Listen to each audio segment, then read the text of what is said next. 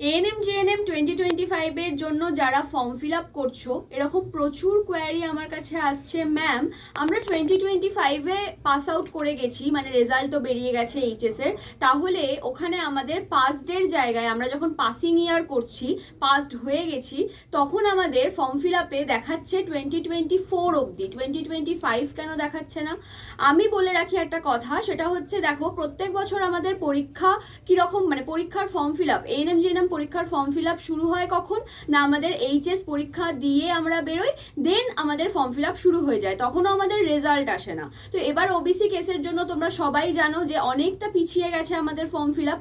তো সেই কারণে তোমাদের ওই যে ট্যাবটা, ওই ট্যাবটায় অ্যাপিয়ারিংই রয়ে গেছে 2025-এর জন্য, মানে কারেন্ট ইয়ারে ওটা অ্যাপিয়ারিংই করতে হবে, তাহলেই তুমি 2025 চুজ করতে পারবে। তাহলে ফর্ম ফিল আপের সময় যখন তোমরা কোয়ালিফিকেশন চুজ করবে, 12th কোয়ালিফিকেশন, তখন তোমাদের ফার্স্ট অপশন আসবে পাস্ট না অ্যাপিয়ারিং।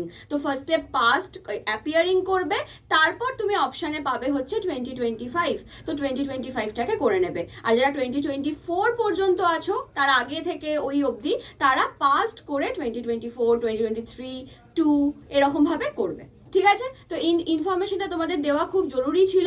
তো চলো, দেখা হচ্ছে ক্লাসে আর অন্যান্য ভিডিওর সাথে। টাটা।